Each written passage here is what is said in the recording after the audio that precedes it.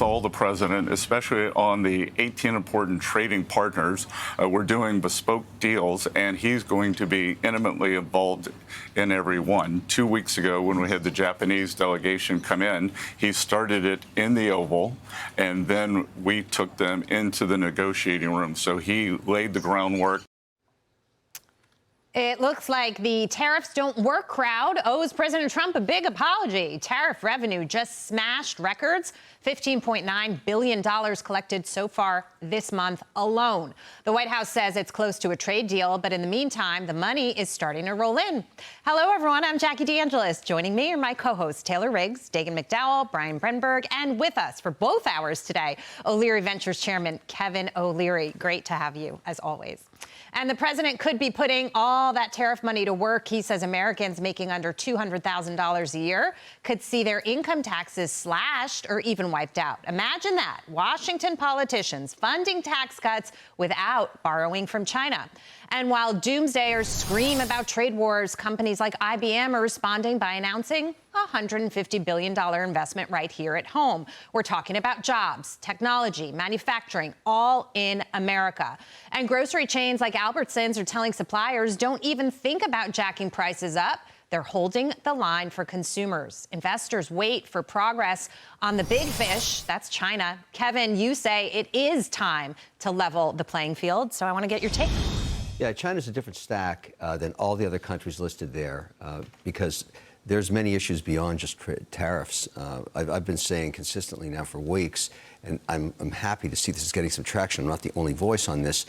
IP theft, we've got to deal with that. World Trade Organization's disputes, we have to start clearing the backlog there because many of them are U.S. disputes and they've never been answered.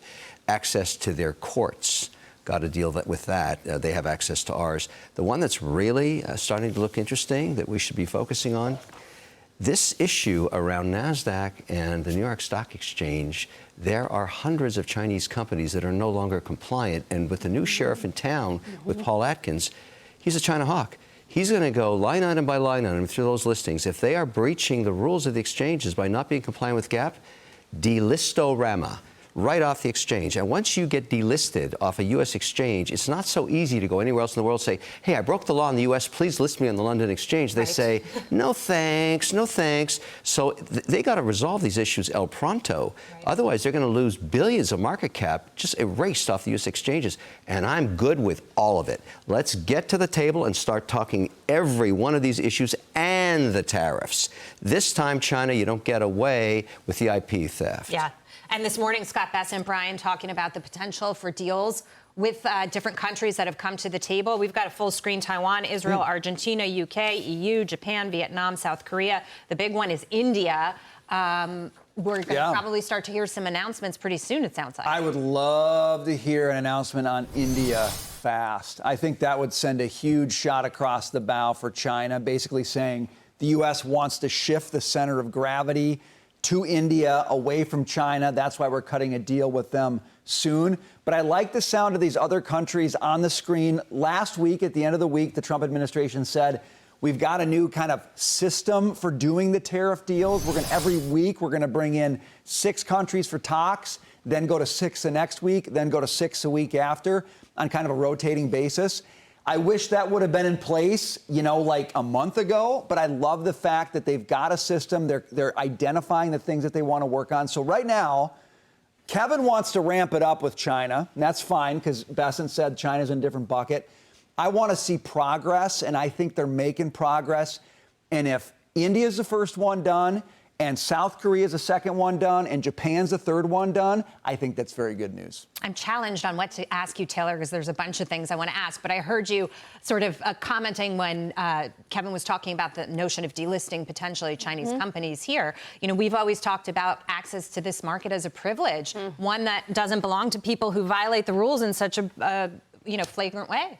I was joking because I just wrote one of my law school thesis, and I was thinking about you, Jackie, on Shein suing Temu here in the U.S. to take advantage of our Digital Markets Competition Authority under our copyright law.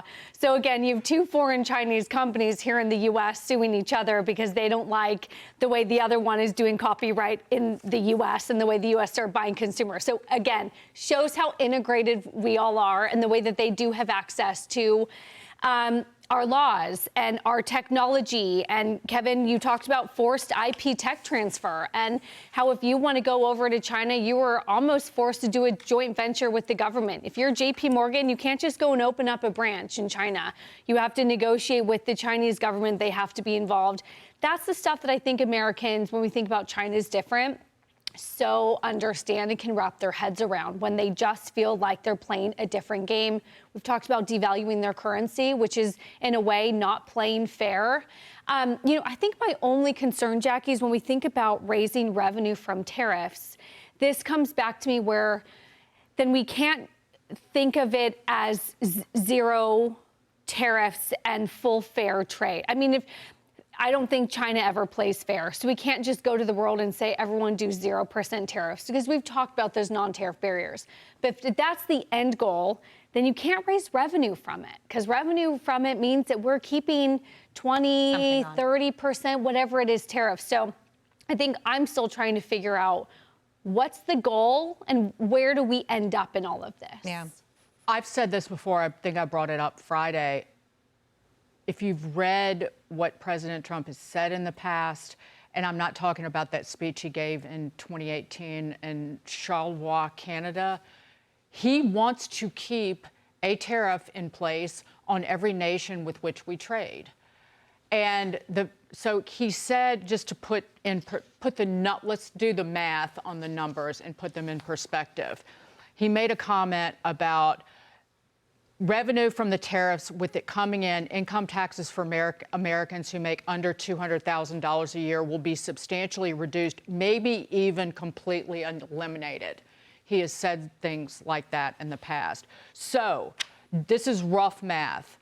The cutoff for the top 10%, so the bottom 90% of taxpayers in this country, that is roughly $180,000. So let's use that as the cutoff point. They pay, the top 10% pay 72% of the taxes. So you've got to come up with at least 28% of the total income, individual income tax revenue as an offset through tariff revenue. If you're going to have the bottom 90% pay no income taxes, you're just make the assumption we're not going to get a nickel from any of those taxpayers. We're talking about we're going to need annually $600 billion in revenue. Mm-hmm.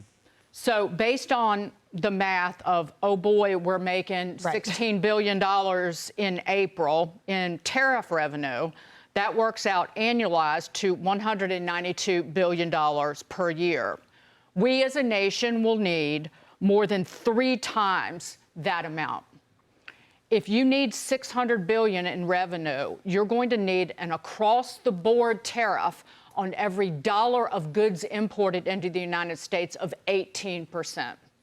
So is that what the president is talking about? Right. Well, my understanding, that is not sustainable. That will never happen. But my understanding is that 18%? he does envision having in place a tariff.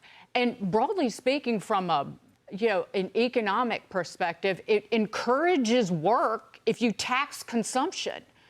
And let's just say it, this is a consumption tax. It is a tax on things that we consume that are bought overseas.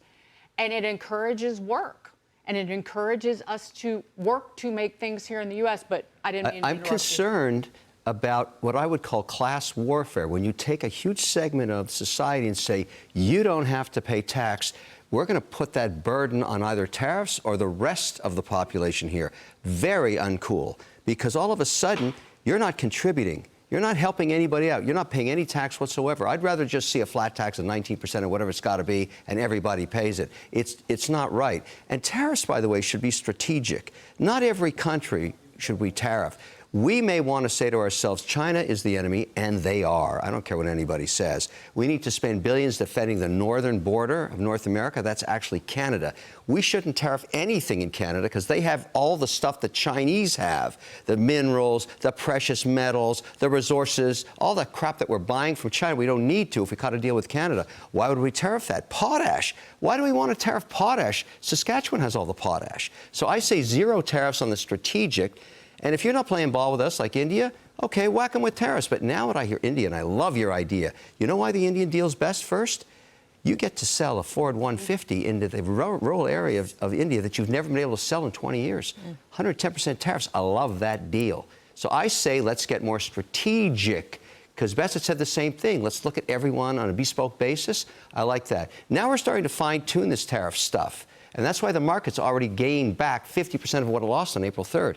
Today, we're 50% back. I still believe that on the table, that what they're trying to negotiate away are the egregious tariffs on the side of the trading partners and non-tariff barriers and currency manipulation. I still believe there will be some small tariff in place with every trading partner. I think you're right. It has to be if their model is going to work. Otherwise, to your point, the math definitely It might not be doesn't. 18%, but I bet you it's 10. Yeah.